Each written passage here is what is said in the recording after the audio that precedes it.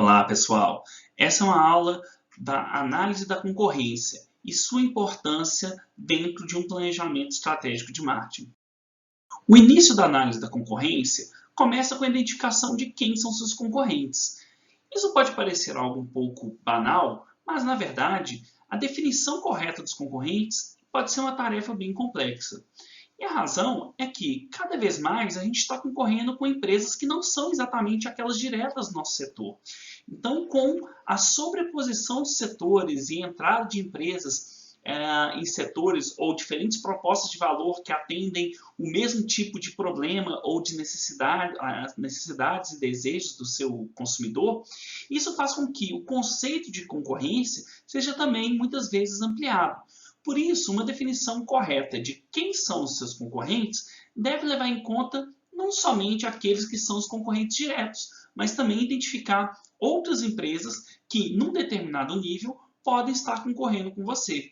E também identificando aqueles concorrentes que, por mais que às vezes façam parte do seu setor, eles não estariam com a mesma proposta de valor para o mesmo público. Então, feita essa definição de quem são os concorrentes que efetivamente competem com aquele seu cliente para atender um conjunto de necessidades parecidas, nós poderíamos então responder as duas outras perguntas, que é, olha, vamos dar uma olhada no comportamento passado desse concorrente, desses concorrentes, o que eles fizeram, o que eles lançaram no passado, quais são os tipos de estratégia que eles costumam colocar em prática, para você ter uma ideia de qual que é o padrão de comportamento desse concorrente. E além disso, tentar elencar quais são os pontos fortes desses concorrentes, pontos fortes e fracos. Né? Então é muito comum a gente criar algum tipo de avaliação, né, em atributos, por exemplo, onde eu posso colocar vários atributos que são relevantes naquele mercado e comparar os concorrentes e a minha empresa naqueles atributos, para identificar no que eles são melhores e no que eles estão piores do que a gente. A junção dessa análise do comportamento passado desses concorrentes, juntamente com seus pontos fortes e fracos, é que deve levar a ajudar você a responder qual será o comportamento provável dessas empresas no futuro. Então, quando você pensa no que eles vão fazer, né, você tem que levar em conta esse histórico do concorrente e também quais recursos que ele tem à disposição. E a partir do momento que você começa a criar cenários de quais são as ações prováveis daqueles concorrentes e quais são as potenciais reações do concorrentes, você também tem que avaliar qual será o impacto potencial na sua empresa. Então, se ele, por exemplo, abaixar o preço, isso vai te afetar? Se sim, como que você vai reagir a essa redução de preço? Então, esse tipo de pergunta é muito importante de ser feita quando você está analisando os seus concorrentes. E, de forma geral, podemos definir os concorrentes em 4 grandes categorias. Os líderes de mercado são aqueles que basicamente detêm a maior fatia daquele mercado, enquanto os desafiadores são empresas que têm uma parcela significativa do mercado, normalmente é um valor abaixo do líder, mas que eles estão muito focados em se tornar líderes de mercado. E também nós podemos ter os seguidores, que normalmente é um grupo maior de empresas que detém uma pequena parcela de participação de mercado quando você olha para cada um deles separadamente. E a ideia desses seguidores é que normalmente eles vão tentar comer pelas beiradas. Eles não conseguem bater de frente com os desafiadores, muito menos com os líderes. Por isso ele tenta ou copiar alguma fonte de vantagem competitiva desses líderes ou desafiadores, ou mesmo ele tenta atuar em segmentos onde esses não estão tão fortes assim. Por exemplo, cidades, países ou outros tipos de segmentos de mercado. E nós podemos ter também os nichers, né? Aqueles ocupantes de nichos de mercado. Esses são muito fragmentados, são várias empresas que atuam ali com pequenas parcelas de participação de mercado. Então, por exemplo, os mercados hoje de bairro no Brasil, né, eles podem ser caracterizados como ocupantes de um nicho naquela região local onde eles estão localizados. Né? Bom, Quais são algumas características desses líderes, né? Então, o líder de mercado, ele normalmente ou vai focar em expandir o mercado como um todo, porque como é líder, se o mercado crescer, ele possivelmente vai ganhar a maior parte desse mercado. Então, por exemplo, ele entra em novos países, ele entra em novas regiões, ele lança produtos para segmentos que não estão tão atendidos naquele mercado. Agora, quando os líderes estão sofrendo muitos ataques desafiadores ou existem muitos seguidores que podem ameaçar o seu mercado, ele vai tentar defender a sua participação de mercado. Então, se ele se sente ameaçado, normalmente os líderes irão retaliar e tentar evitar que os desafiadores e seguidores tomem o seu mercado. E muitas vezes os líderes eles acabam ficando numa posição meio confortável, né? E acabam também se esquecendo de focar ou de ter uma posição mais drástica em relação aos seus outros concorrentes. Especialmente se eles estiverem em segmentos que são distintos desse líder de mercado. Então os líderes muitas vezes ficam nessa posição. É claro que é algo que tem que ser evitado, porque basicamente você corre o risco de deixar alguém crescer em cima de um segmento e depois se tornar forte o suficiente para ameaçar você no seu mercado principal. Já os desafiadores, eles basicamente vão focar em tentar tomar o mercado do líder. Normalmente eles têm essa ousadia de tentar se tornar um líder do mercado e eles concentram grande parte dos seus recursos e ações nesse sentido. Temos também os seguidores, que normalmente eles são bem mais modestos em suas estratégias, como eu falei, e além disso eles muitas vezes utilizam o que a gente chama de imitação inovadora, no sentido de eles tentarem pegar fontes de vantagem competitiva e reproduzir naquele mercado. E também normalmente eles atuam somente em alguns segmentos de mercado, dificilmente eles vão ter uma grande cobertura de mercado.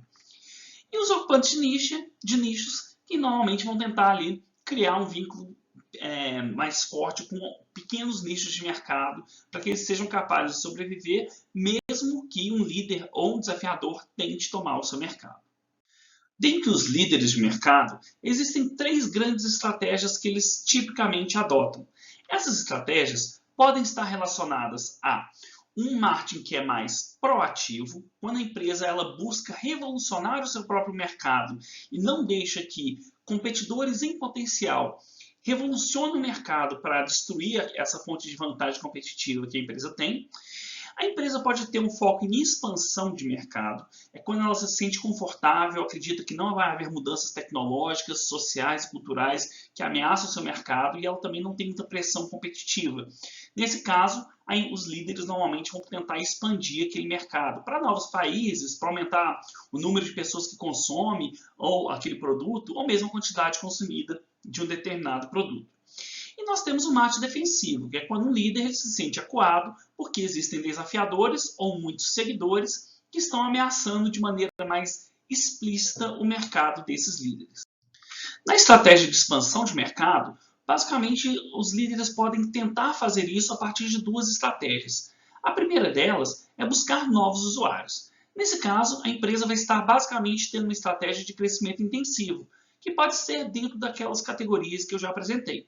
Seja nos mercados atuais, por exemplo, fazendo com que aquelas pessoas no país onde ele atua, uma maior penetração de mercado, que a penetração de mercado aumente, então ele basicamente tem um mercado que ele já está atuando, mas ele vai aumentar a penetração de mercado naqueles grupos. Ele pode buscar os novos mercados, por exemplo, eu atuo somente na região sul e passo então a atuar na região sudeste, ou posso atuar com novos produtos. Eu posso, por exemplo, pegar aqui no Brasil e lançar novos produtos para que novos usuários passem a consumir aquele produto porque eles não compravam antes. Por exemplo, passa a produzir alguns tipos de bebida mais saudáveis para que as pessoas que tomam refrigerante, né, que não tomam refrigerante, possam consumir esses produtos.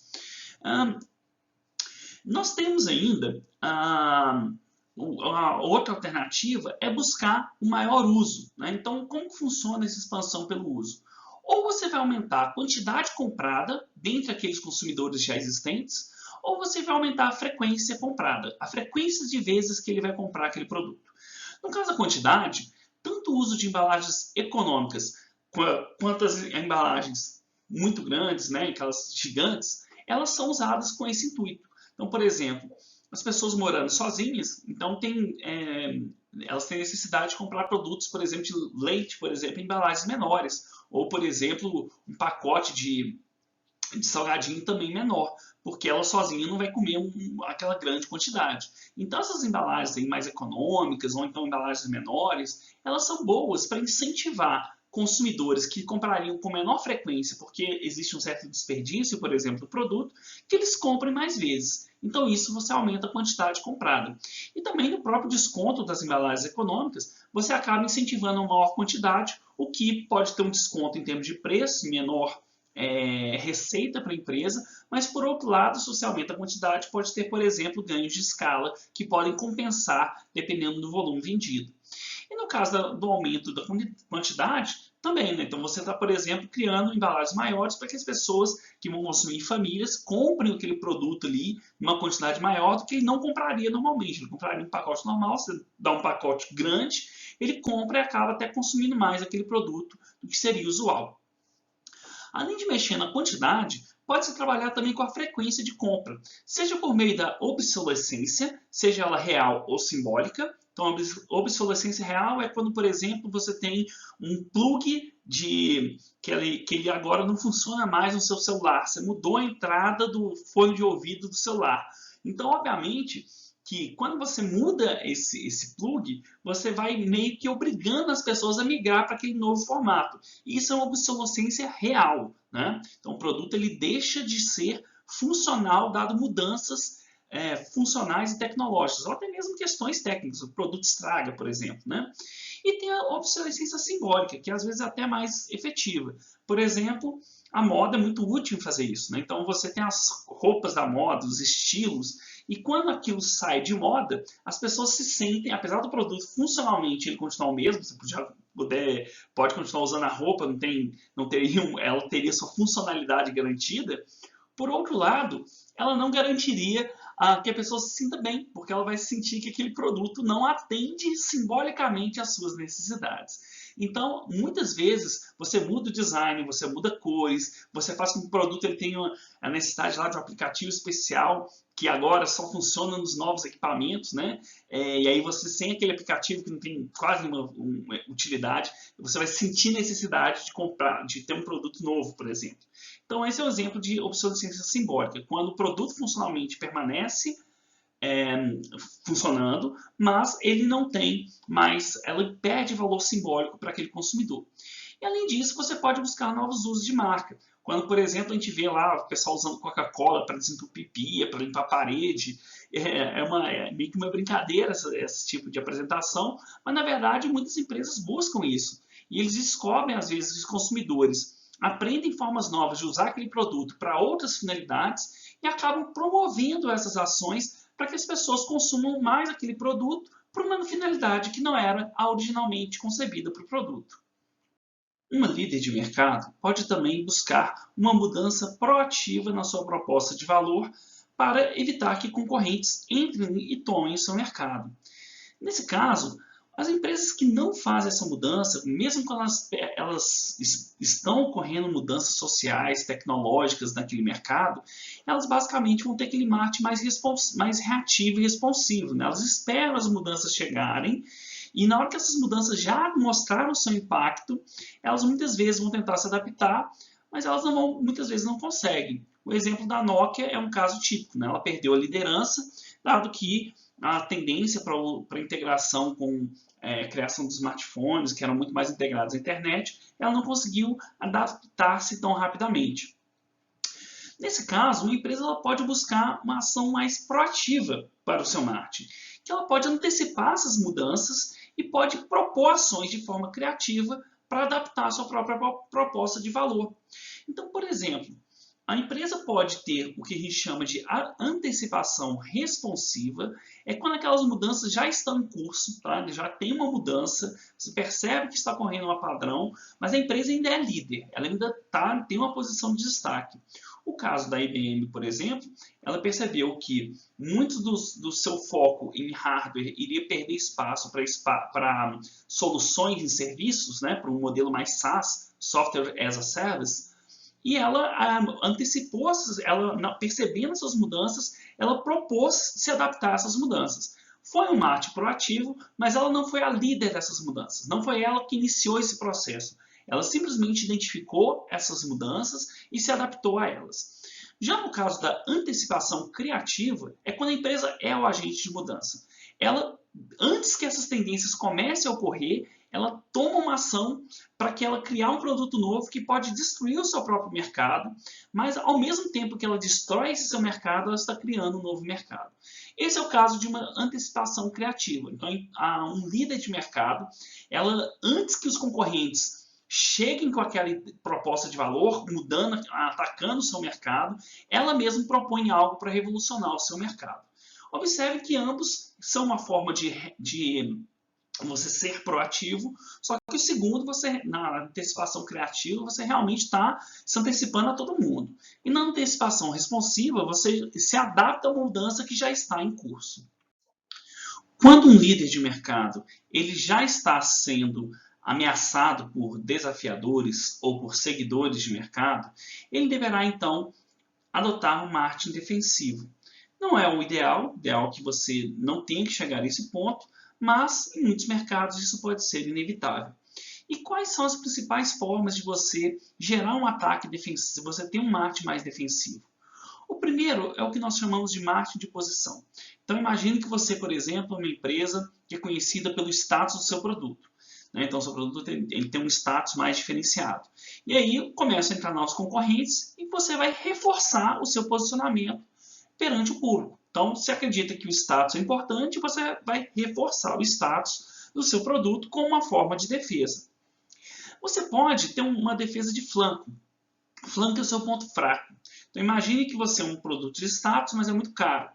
E aí, imagine que quando o consumidor está tendo uma mudança de gosto, por exemplo, começando a ser mais consciente de valor, e com isso está entrando um concorrente também que tem essa maior consciência de valor, produtos com melhor custo-benefício.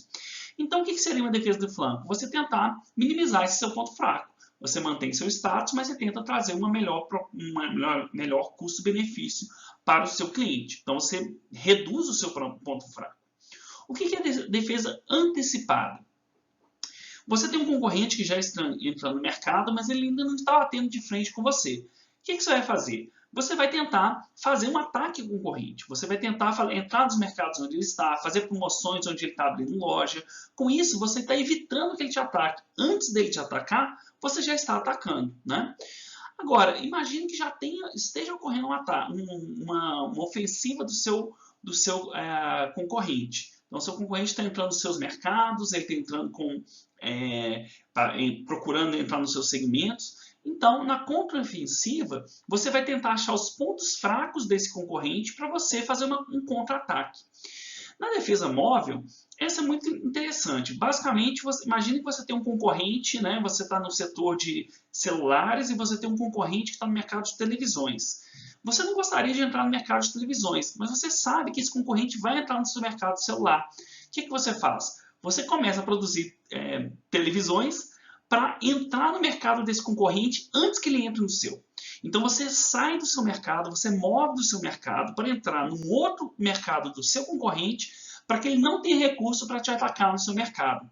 Ou então, por exemplo, você sabe que tem um concorrente que vai entrar no seu país, né? Ele está atuando lá no seu país, você não queria atuar no país dele, mas o que você faz? Você vai lá e entra no país dele para que ele não tenha recursos depois para te atacar no seu país de origem, que é um país, por exemplo, que você tem uma grande lucratividade.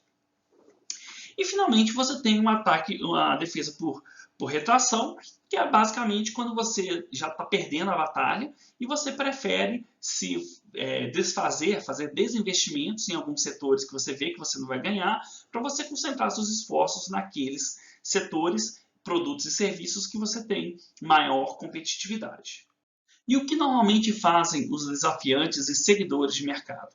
Normalmente, eles vão focar no líder, né? Principalmente esses desafiantes que têm muitos recursos. Alguns desafiantes podem não querer atacar o líder e tentar atacar alguns seguidores que estão mais fracos, que estão ali perdendo espaço no mercado. Ou então, eles também podem buscar atuar naqueles seguidores de nicho de mercado. Nesse caso, são os seguidores mais fracos ou desafiantes que não consegue fazer frente ao líder, mas ele pode ganhar espaço pouco a pouco, atingindo vários pequenos competidores naquele mercado. Isso é muito comum, por exemplo, quando você vê alguns grupos no setor de ensino que vão movendo para o interior e vão focando em cidades menores, porque ela sabe que em grandes centros ele não consegue fazer frente a algumas marcas já estabelecidas ou a grandes empresas ou empresas tradicionais ou universidades tradicionais que estão presentes, por exemplo, nos grandes centros. E quais ataques podem ser feitos pelos desafiantes? O primeiro é um ataque direto, tentando bater de frente em termos de recursos e conhecimento o líder de mercado. Esse é o caso do ataque frontal, quando ele tem recursos para fazer isso. Ele pode também tentar encontrar pontos fracos desses seus concorrentes, né, desses líderes, e tentar ganhar mercado a partir daí. Esse é o ataque aos flancos. Pode tentar também uma manobra de cerco, onde você identifica vários segmentos ou vários pontos de atuação naquele mercado, e nesses vários fronts você tenta ganhar mercado daquele líder de mercado. E finalmente no bypass, você não faz um ataque direto naquele ponto forte ou nos mercados fortes daquele concorrente ou na sua proposta de valor. Você tenta diversificar, seja com um produto ou com tecnologia, de modo que você não vai bater de frente com o líder de mercado naquilo que ele está, naquilo que é a sua vantagem competitiva. Então você vai tentar diversificar para conseguir ganhar com uma proposta de valor distinta ou mesmo com uma tecnologia superior. Tanto os desafiadores quanto os seguidores de mercado também podem adotar o que a gente chama de marketing de guerrilha.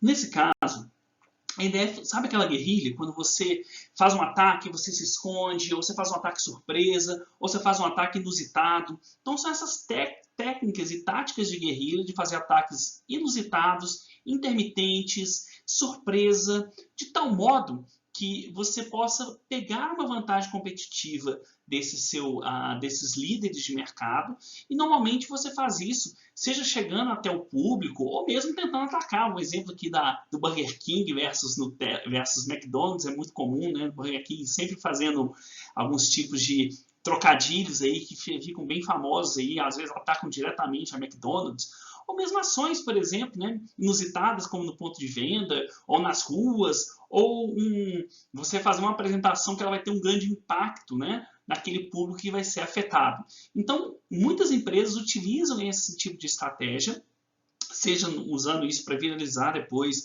ou mesmo para ter um impacto naquele público local, e elas podem conseguir um grande impacto porque essas estratégias elas pegam de surpresa, elas são inusitadas, e elas dependem muito de criatividade e dessa capacidade de você criar algo único e que chame a atenção. E os seguidores, quais estratégias eles podem adotar? A primeira delas é a falsificação direta, que obviamente é algo ilegal, vocês não devem fazer isso, né? Mas nós sabemos que existem vários fornecedores que produzem, empresas que produzem bens falsificados, já que eles não conseguem ter uma marca forte, eles vão lá e colocam a marca de um líder de mercado para tentar ganhar espaço usando essa marca perante o público-alvo. O caso falsificado, né, a gente pode ter falsificações mais grosseiras, até aquelas que são quase que perfeitas, quase que imperceptíveis, né? E de forma geral, o consumidor ele sabe que ele está consumindo um produto falsificado. Então, quando você vai lá num shopping popular comprar uma bolsa que normalmente custa 10 mil por 200 reais ou 100 reais, você obviamente está sendo cúmplice da empresa que está vendendo aquele produto falsificado. Qual que é a ideia da clonagem? A clonagem é quando você tenta imitar alguns elementos daquela empresa, mas você deixa bem distinto que você deixa claro que você não é aquela empresa. Então esse exemplo que tem aqui são dois postos, um é um BR e outro é uma rede que chamava 13R. E para o consumidor, na hora que ele estava andando lá na rua e via esse posto, ele não via diferença, ele achava que era a mesma coisa. Ele achava que esse 13R na verdade era BR. E ele entrava todo feliz a abastecer seu carro lá, achando que estava seguro num posto BR. Mas se você perguntasse para o dono do posto qual que era o posto é 13R. O posto ele tem um CNPJ, ele é registrado, a marca é registrada, e é claro que aqui é muito mais complexo você estabelecer questões de copyright, por exemplo. Eu lembro que isso aqui ficou na justiça durante anos, não lembro o desfecho final, mas durante anos a BR Distribuidora tentou acabar com essa rede que era muito forte, por exemplo, no interior do Nordeste. Então, nesse caso, na clonagem, o consumidor ele não é cúmplice da empresa. Ele é enganado pela empresa e a empresa, ela, em princípio, ela não está fazendo nada ilegal. Vai ter que entrar na justiça para provar que ela está tentando se passar pela outra. Então, é uma estratégia, obviamente, que eticamente e moralmente condenável, mas acontece das empresas tentarem parecer que são outras empresas para o consumidor, para tentar lubrificar o consumidor e ter a vantagem na marca de uma empresa que seja líder. O outro caso é a imitação. Na imitação, a empresa também é diferente, mas não existe nenhuma violação de copyright. Por exemplo, essa no sandália Kinko. Então é muito parecido com as Havaianas, mas o formato das Havaianas não é patenteado. Então o consumidor também, quando ele compra, ele não está comprando Havaianas, ele não está comprando gato por lebre. Ele está comprando Kinko, ele sabe que não são Havaianas, mas a empresa tenta ainda assim copiar alguns desses elementos da empresa que é líder de mercado, sem, nesse caso, não estaria formalmente infringindo nenhuma lei, né? Seria difícil você obrigar a empresa a mudar esse formato, já que não existe uma patente ou uma proteção desse formato. E a empresa então tenta ganhar esse mercado por meio da similaridade com algo de um líder de mercado.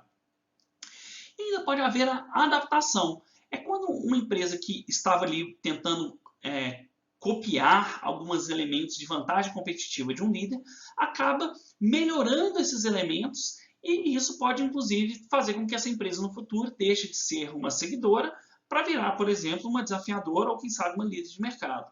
O caso da Apple e do Samsung é muito peculiar, porque a Apple e a Samsung têm vários processos, uma contra a outra, em relação à quebra de direitos autorais, seja no aplicativo, no formato dos smartphones, e ambos reconhecem que um copia, tem processo da Samsung contra a Apple, da Apple contra a Samsung, algumas vezes a Apple ganha, outras vezes a Samsung ganha. E o que acontece? A Samsung começou basicamente tentando fazer um aparelho similar ao da Apple, mas ela foi aperfeiçoando ao longo do tempo e já faz um tempo que ela é líder de mercado, talvez ela não tenha uma marca de mesmo valor, ela não tem produtos de tanto valor agregado, ela tem muito mais presença de mercado com produtos muito mais diversificados, mas a Samsung chegou a um ponto de deixar de ser uma empresa seguidora para se tornar uma líder nesse setor. Já os ocupantes de nichos de mercado, eles normalmente vão ter estratégias muito mais restritas naquele nicho que ela está atuando. Por exemplo, pode ser uma tribo urbana, né? Roupas para, por exemplo, jovens emo, por exemplo, né? Ou pessoas que gostam de andar de moto. Né? Então, nesses ocupantes de nicho, quais são as estratégias típicas? Inicialmente, você vai ter que criar, entre aspas, aquele nicho, porque o nicho, como ele não tem... A ideia do nicho de mercado é que não tem nenhuma empresa num determinado momento atendendo aquele nicho. Então, criar o nicho significa que você vai ter que mostrar para as pessoas que você tem uma proposta de valor específica para aquele nicho e que elas não precisam mais consumir os outros produtos de empresas que não atendem bem suas necessidades. Depois disso, você pode tentar expandir esses nichos, aumentando a consciência dessa sua proposta de valor em mais grupos, ou mesmo fazendo com que mais pessoas tenham afinidade com esse nicho de mercado. Na hora que esse nicho começa a crescer demais, novos concorrentes vão ser atraídos e aí chega a hora de proteger esse nicho, principalmente pelos vínculos, né, que vão ser construídos entre a empresa e os consumidores, através da marca e da experiência que é construída ao longo do tempo com esses clientes. Finalizamos assim essa aula com foco na análise da concorrência. Até a próxima, pessoal. Tchau!